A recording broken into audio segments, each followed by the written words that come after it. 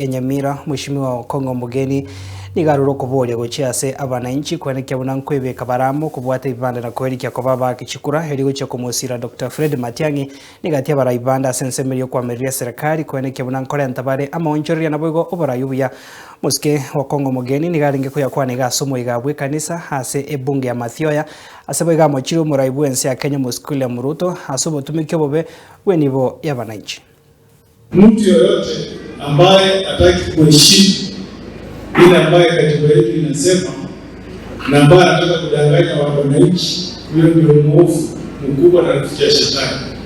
Mimi juzi nimeshangaa kusoma kwamba katika hii Kenya saa hii tukiwa na hii serikali ilipo ya Mheshimiwa William Ruto, shilingi bilioni 870 zinapotea kupitia kwa ufisadi kila mwaka.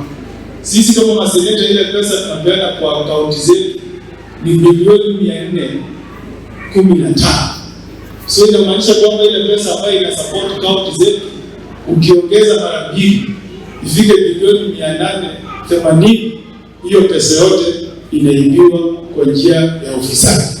Na nikaona kwamba pia katika State House ikiongozwa na Mheshimiwa William Ruto, miaka mitatu ametumia bilioni 90. Yule ndugu yetu ambaye alikuwa kule State House, Mheshimiwa Uhuru Muigai Kenyatta, kwa miaka 10 alitumia bilioni 89. Sasa waziri niwaulize watu wa St. Peters, mngependa pesa yetu ipotee kwa ufisadi namna hiyo tu? Mngependa namna hiyo? Ndio maana tunawaomba hawa wenzetu, Mheshimiwa Matiang'i, Mheshimiwa Rigiji, Mheshimiwa Kalonzo na wale wengine wako katika opposition, washikane pamoja tulete mabadiliko katika hii Kenya.